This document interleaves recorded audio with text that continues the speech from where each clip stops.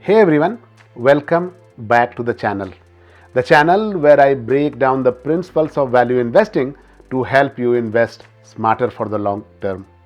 Warren Buffett once said, the key to investing is determining the competitive advantage of any given company and above all, the durability of that advantage.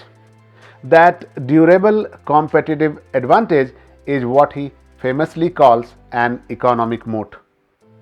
Think of a business as a profitable castle that you want to own. Then the moat is the protective ditch around that castle. The wider and deeper that moat is, the safer your castle is from invading competitors who want to basically steal your profits. As value investors, we don't just want to find a great castle. We want to find an impenetrable one. But how do we actually measure the width of a moat? It's not just a feeling. The signs of a strong moat are written in a company's financial statements. And today I'm going to show you how to move from theory to practice, and we will break down the key financial indicators that reveal a strong economic moat. And I'll show you how the Let's Value Invest automates this analysis to give you a single powerful moat score. So let's get started.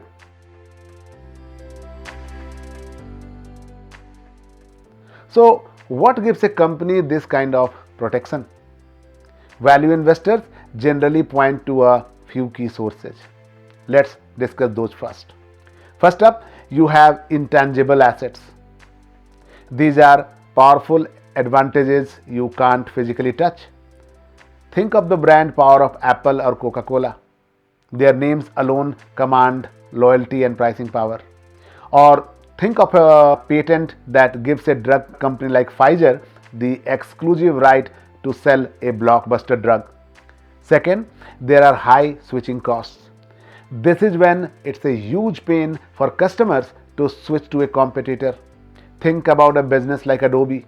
Once a creative professional builds their entire workflow around Photoshop, the cost and hassle of switching are immense. The same is true for large companies running their operations on software from Microsoft or Oracle. Then a third source is the network effect. This is when a service becomes more valuable as more people use it. Classic example is Visa or MasterCard. The more merchants that accept their cards, the more consumers want to have them, and the more consumers that have them, the more merchants want to accept them. It's a virtuous cycle that locks out competitors. And fourth, a company can have a cost advantage. This is when they can produce their goods or services cheaper than anyone else. Think of a Costco or Walmart. Their massive scale gives them enormous bargaining power with suppliers, allowing them to offer lower prices that competitors just can't match. Now, these are all qualitative ideas, but a company that has one or more of these advantages will show specific superior financial results year after year, and that's what we can measure. So, how do these advantages like intangibles, switching costs, network effects, and cost advantages actually show up in the numbers? Well, a company with a genuine moat leaves behind clear financial footprints. On the Let's Value Invest, we have automated the search for these footprints. Our moat score is built by analyzing a company's performance across three key pillars of a superior business. First up is pillar number one, exceptional margins and profitability. A company with a protective moat can charge better prices and control its costs. And you will see this show up directly in their margins. To see this, we'll look at two critical metrics. First is the net profit margin, and this is the bottom line. After all expenses are paid, how much of each dollar in sales is left as pure profit? And a consistently high net profit margin is a classic sign of a superior business. But even better is the free cash flow margin. This tells us how much actual cash is generated from each dollar of sales. As Buffett's partner Charlie Munger says, there are only two things that count in business: cash flow and a big moat. A business that gushes cash has a powerful advantage. Next, we look at pillar number 2, high returns on capital employed. You see, a great business doesn't just make profits, it's brilliant at using its capital to generate even more profits. This is the ultimate test of business quality. Here we look at 3 key return metrics. First is return on equity, that is ROE, which tells you how much profit the company generates for every dollar of shareholders' equity.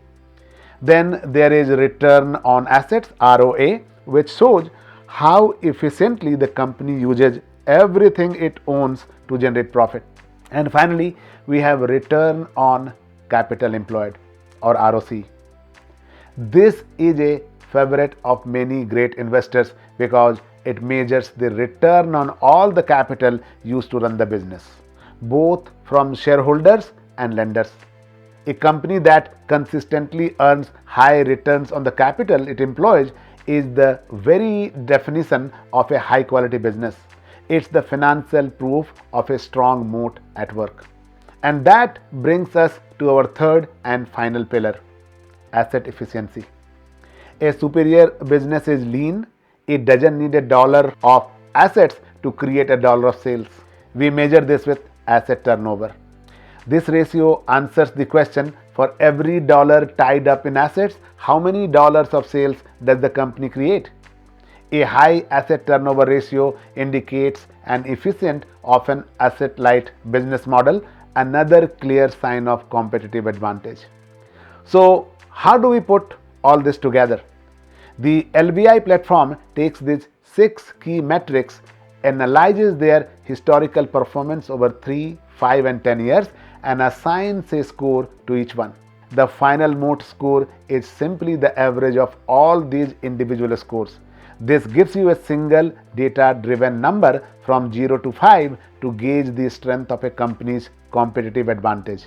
Now, for financial companies like banks, the formula is slightly different.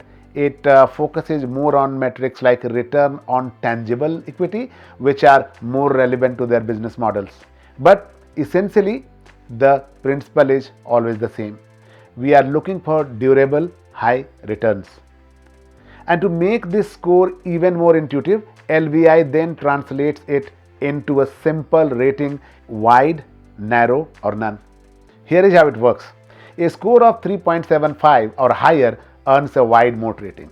A score between 2.5 and 3.75 is considered narrow, and anything below 2.5 is rated as having no moat. And this gives us a clear quantitative benchmark for a concept that is often just talked about qualitatively. So, how does our quantitative Moat score stack up against a well-known qualitative analysis like the one from Morningstar?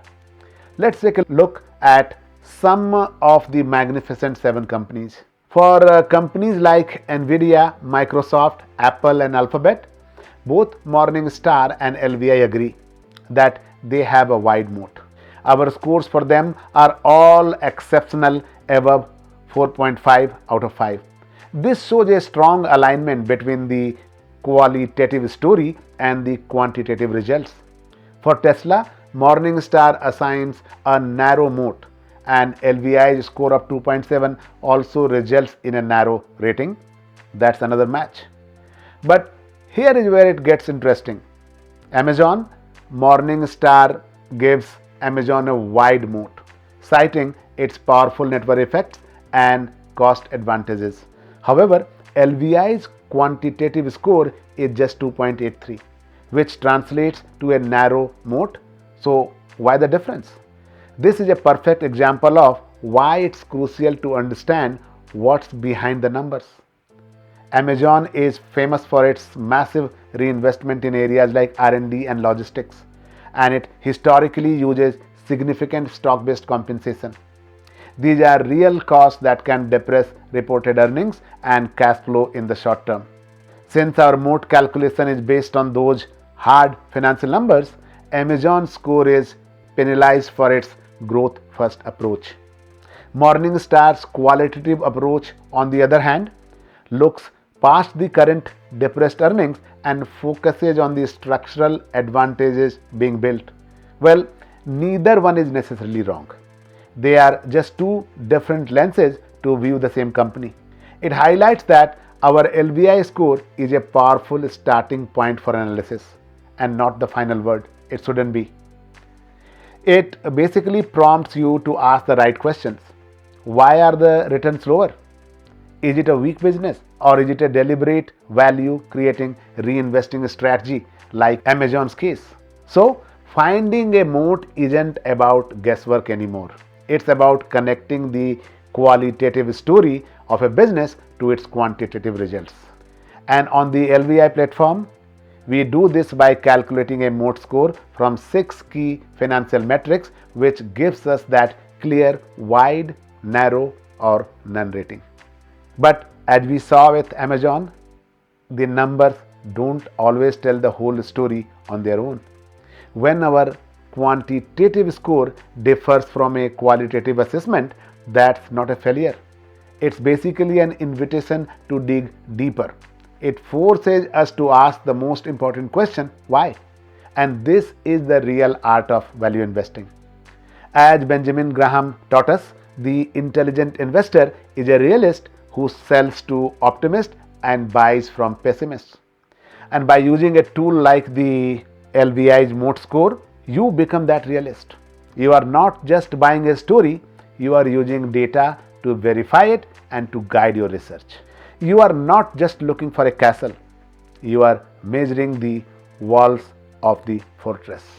If you want to see the moat score for your favorite companies and start asking those deeper questions, check out the LVI platform.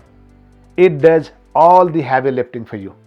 And if you found this video valuable, please hit the like button, subscribe to the channel, and let me know in the comments what company do you think has the widest moat and if LVI assigns the correct moat to it. Thanks for watching and happy investing.